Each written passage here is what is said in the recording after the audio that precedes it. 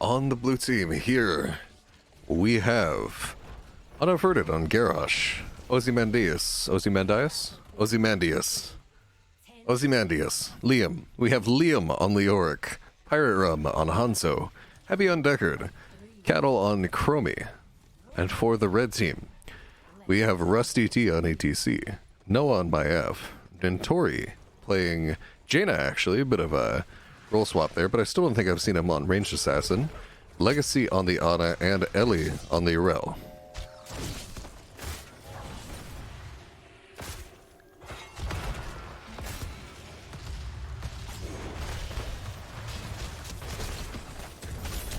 Ooh, Unaverted about to get yoinked in. Power slide, combo, hammer knocking him back. Scroll of Sealing for the peel, throws in Noah, but still dropping very low, and already first blood. 35 seconds into this game, going over to the red team. Interesting punish of a slightly out of position Garrosh. But I want to see how the poke of the blue team plays out in the environment of the objective.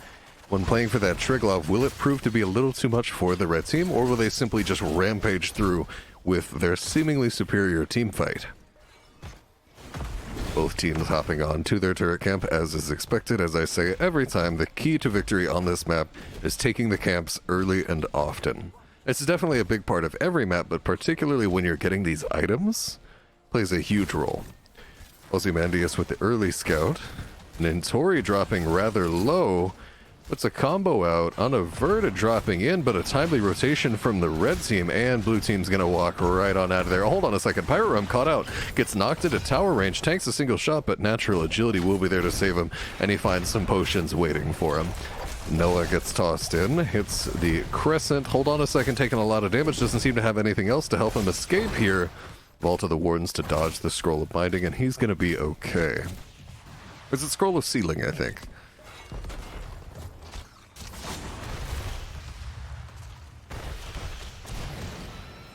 RussDT stepping forward, actually power slides back to safety, maybe a little bit spooked about the prospect of getting thrown in by Garrosh. And a red team with a bit of an early start onto their own siege camp here. PyratRum attempting to scout out a red side rotation towards this heal camp. Leoric even in the mid lane right now, and followed by Ellie here, possibly indicating both teams' desires to take this heal camp. Unaverted getting slid on right now. Hold on a second, Noah also jumping in, gets thrown in by the Wrecking Ball.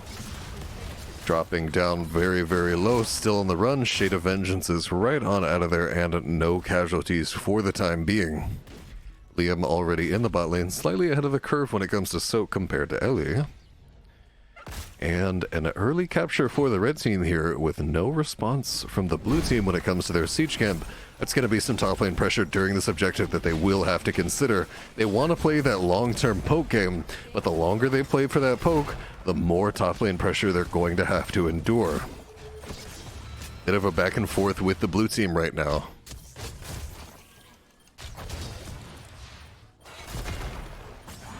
I didn't know that, Chasing the Flow. Thank you for telling me about it. Could you DM that to me on Discord? Ooh, PyratRum getting jumped on by Ellie. Ellie not giving up anytime soon, pulling out the wings, forcing PyratRum over the wall, even attempts to follow him over, but just a little bit off. Noah taking a lot of damage over there on the side. Please DM me about that, Chasing the Flow, by the way. On Discord if you can, so I'll remember it later. And Noah moving up over towards the top lane. Liam clearing it out. No damage actually onto the top forts, and a small lead for the blue team in terms of capture percentage. RussDT standing on the edge of this as long as he humanly can, maybe bovinely can.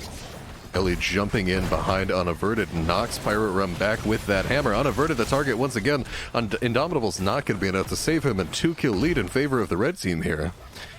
Sandtrap setting up a combo onto Ellie. But Chromie is not quite the burst terror that she used to be. Ooh, Noah dropping very low on the invade right here. Vault of the Wardens, Liam going away, but still perfectly full health. Steps up with very little fear, stalling this capture as long as he possibly can. Legacy dropping very low. Liam executes the turret steal, immediately drops it on the ground. PyratRum and Liam both going to go down, however. 2-for-1 trade in favor of the red team right here. And still losing their turret camp, the blue team to the red team. However, it is 1-1 in the turret camps right now, and not a gargantuan experience lead for the red team, but definitely a lot of charge lead. Ooh, sand trap. Scroll of ceiling. That's going to be all the blue team looks to go for right now, with the lack of Hanzo still heading back from the base. Not that much on-demand damage from the blue team right here. Cattle actually taking this opportunity to look for some more mana. Bit of a lull in the action as Ellie clears out the bot lane. Liam entirely on the other side of the map, not quite able to respond. Half-level lead for the red team. Ellie getting thrown into tower range here. Liam standing right in the middle of the enemy team. Sleep Dart connects onto Garrosh. Noah jumping towards that backline. Upworld bind pulls back PyratRum. Sand Trap stalling out the engage. Massive hammer from Ellie. Cattle going down. Both turrets have been dropped. Unaverted backing off. Ellie, no fear at all, actually gets thrown off the wall. Maybe needed a little bit more fear than that. Power slide from RussDT, however. Hebi dropping very low. Umbral bind goes down. Maybe just a distraction from Yrel after all. Liam walking away, very wounded. Legacy staying in the back, hurt, but that's fine. Anna's got long range. First Triglav of the game, 6-2 lead. All in favor of the red team. Also, slight level 10 lead, but by the time everybody's back up, blue team will be very close to equalizing that. Oh, hold on a second. I didn't see that one coming. A bit of a beast step from Liam in response to it, but Noah with the solo kill. Onto the Leoric here. Attempting to evade Leoric, not giving him early respawn time right here. Liam knows exactly where he is, however. Gets a bit of drain right there. And we'll get out of there. I'm sorry, I watched that for way too long. Jaina actually died in the top lane. I don't know why I have tunnel vision like this sometimes. But red team pushing out the top lane. Jaina goes down. And I gotta say, this is one thing the red team has to keep in mind. Blue team has excellent base defense with that poke from the Hanzo, poke from the Chromie, the ability to counter-engage with Deckard. It's gotta be something to consider. Entomb goes out onto Legacy. Dragon Arrow at near melee range. Hits him as well. Another member of the red team going down, and a strong response from the blue team here after losing that first objective, but no gate nor healing fountain in the top lane. It's gonna hurt them coming into the second objective. Not on the Discord, but I'll remind you later when you're not casting? Gotcha. I thought you had me in one Discord or another. Biotic emitter going over to the blue team. Red team getting started on their turret, sure to have a similar movement from the blue team here soon. So going into this next objective, we will have blue team with the biotic emitter, but red team with their own healing fountains towards their base. I thought Hotsy Sports was dead. Is this an in-house tourney or something? Yeah, these are in-houses.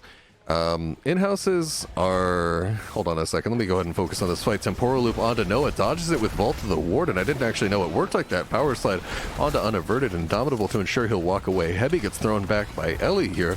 Noah looking for the chase, possibly trying to pull him back, but Hebi just continuing to run away as fast as little old man legs will take him, and he gets out just fine. For anybody who doesn't know what in-houses are, they are custom games. This is an invite-only league where everybody in here is master or higher, and in order to get in, the current existing players have to vouch for you to get in. And they'll hold like little informal votes on it, on whether or not they'll let you in. Noah getting chunked out right here will walk away just fine, doesn't get hit by the groundbreaker. And players that are already in can express their thoughts on whether or not they think certain other players should go in. A new in-house league basically pops up every few months. They have a kind of cyclical lifestyle to them. At the start, they're very exclusive, and then they say, oh, we've got to get more games. RussDT doubling back for that experience club. Didn't want to miss it. Good job by him. But what I've tended to notice is that they start out very exclusive, and then they're like, well, we got to get games, you know, because they get games at first, because everybody's excited about the new in-house league, and they're like, oh, this one's quality. It's got the good players. And then, you know, it dies down a bit because you can't just play it all the time every day with a small group of people. So they're like, all right, well, we got to let some more people in. And they let some more people in, and then there are more people again, and it's good. And then the hype dies down again. They got to let in more people, and they're like, ooh, now there's just a bunch of scrubs in here and the bad master players. We got to start a new league that has the real good players. And then a new league gets started, and you just repeat ad nauseum for literally several years. Unaverted getting jumped on by Ellie, tosses him away. Warlord's challenge on a RussDT and Noah. Big stay a while and listen from the side here, followed up by a dragon arrow, knocking everybody in. Everybody's on top of everybody. Hebi dropping his turret. Hebi dropping very low. Cage of the Wardens. Liam going down, and Tomb onto Jaina will provide the tools to finish him off. 2-for-1 trade in favor of the red team.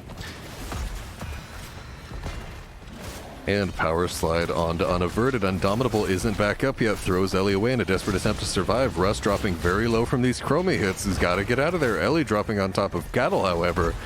Continuing to chain jump over and over. Sandtrap going to buy Cattle some time to escape. Groundbreaker interrupting the wings, and the red team attempting to run. Ellie, can you make it out? No!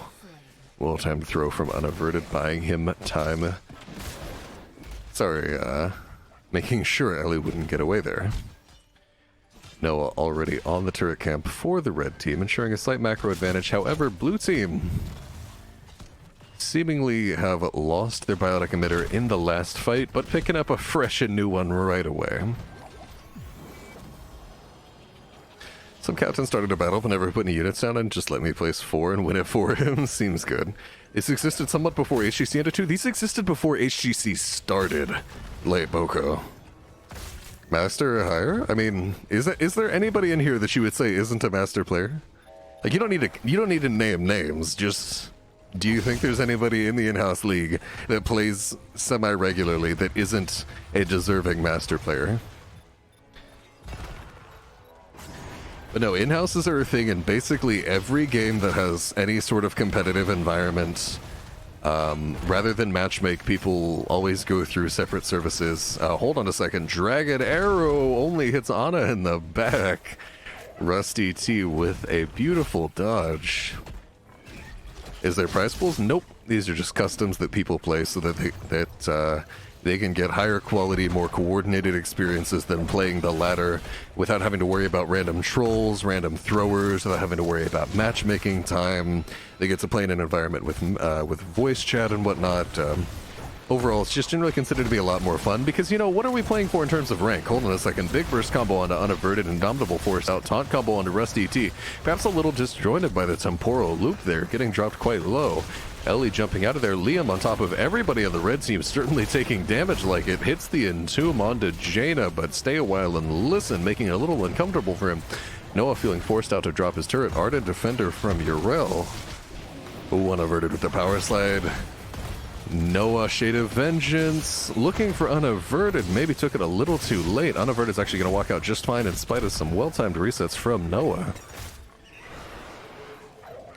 But no, there are no prize pools. And playing the ladder is just... Oh, hold on a sec. Unaverted dropping very low. Scroll of Ceiling. Luckily, Garrosh is at his tankiest when he's lowest, but that didn't stop him from getting absolutely deleted. 2 members of the blue team now down. PyratRum, natural agility to get away. Ellie looking for blood. Knocks him away. No kill just quite yet, however.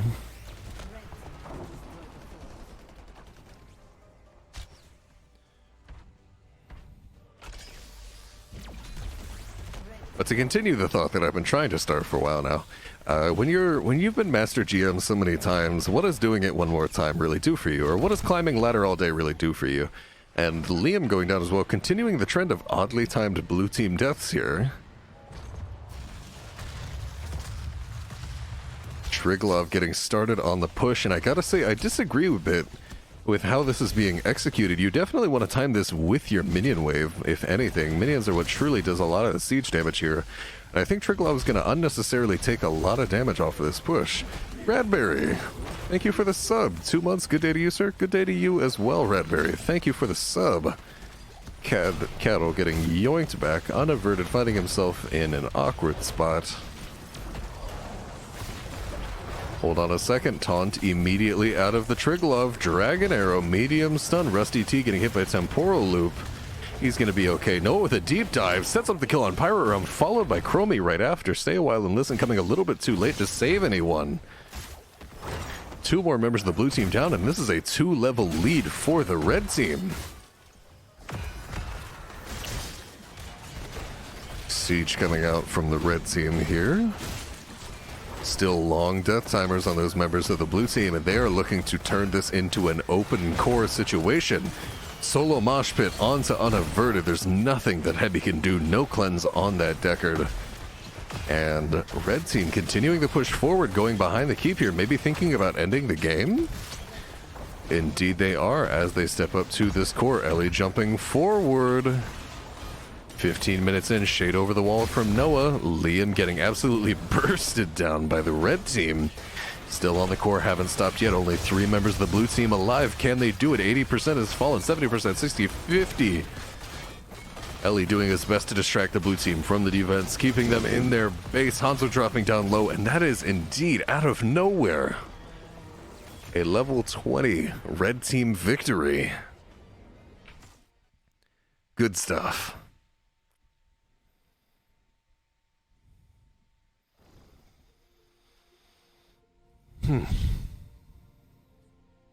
Excellently executed. Beautiful way to snowball that lead on the red side team. They got those kills off of second objective. They turned that into push pressure. They turned that push pressure into another kill. They turned that kill into bot lane push pressure. They turned that into more kills. They turned that into core pressure. And that ended the game. That was set in motion from literally the team fight on the second objective in the top lane.